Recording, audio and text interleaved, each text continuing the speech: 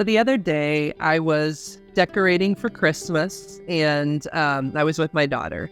And of course I told her a couple times, I was like, Olivia, please don't play with the ornaments right now because we're not ready. The tree's not ready for the ornaments. And of course I said it 3 times. Of course she didn't listen 3 times. She grabs an ornament and she's dancing around. And guess what happened? You all know. She broke the ornament. So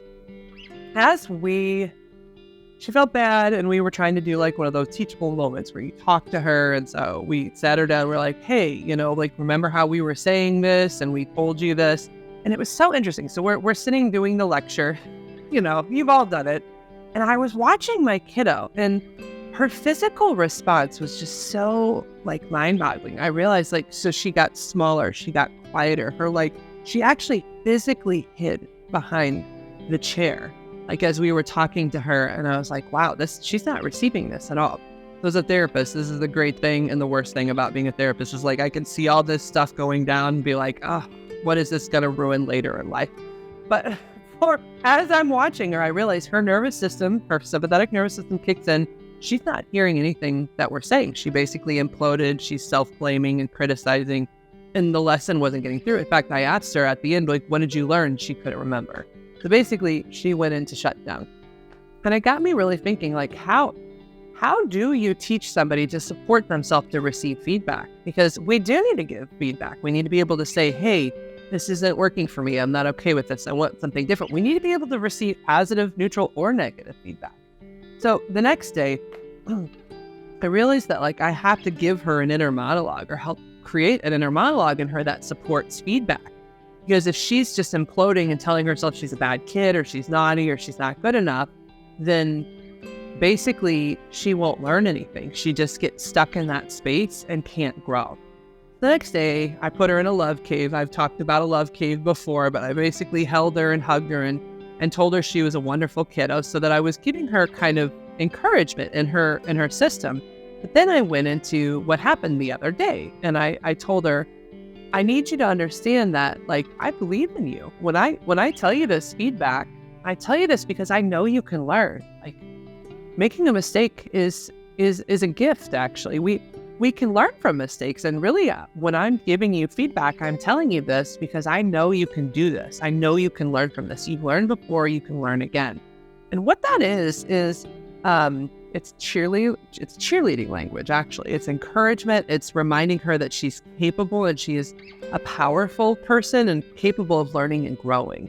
And so it's growth language, it's compassion language, and it's essentially what I'm hoping it will do. We'll see. I mean, God knows. I'll either have her in therapy or she'll be a superhuman. We'll see if it happens. But hey, I'm a therapist, so I'm trained.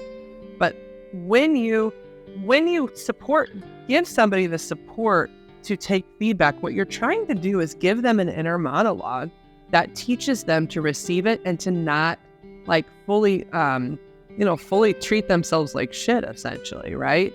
And so growth language or a growth mindset is, I know you can learn.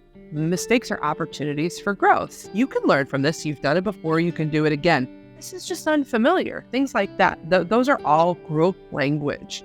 And when you equip someone, a child or an adult, yourself, with that growth language, then the same feedback when somebody is giving you and says, hey, you remember when we told you not to do that? Remember when we told you not to dance with that ornament? If you have growth language and a growth mindset in your brain, then you can take that same thing and be like, you know what, I can do better. I hear you, and I'm going to do this different next time. And what's interesting is, so using that language with my kiddo, I was like, you can do this. I believe in you. I tell you this because I know you're capable of learning it. You hear that energy in it? It was interesting. So that same conversation, then I talked to her, and at the end of it, I said, so what are you working on, Olivia? What are you going to work on? And she said, you need to work on listening and don't play with ornaments. Yes! Same feedback, different internal support system to take it. And that's what I need you to understand as parents, that if you're parenting your child, the feedback that we give them, the way we treat them and teach them to support themselves allows them to receive feedback differently. And it does need to be growth-minded. You can learn. I know you can do this. I believe in you. You're capable of learning things. In fact, mistakes are great opportunities to grow.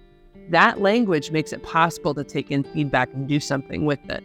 Anything that's in that critical shame space, what's wrong with you? You're naughty. Why would you do this? That makes it impossible to grow. So if you would like to learn more from me, please like and subscribe. Also, you can visit me at therapistintstlouis.com to become a client, and then leave comments below.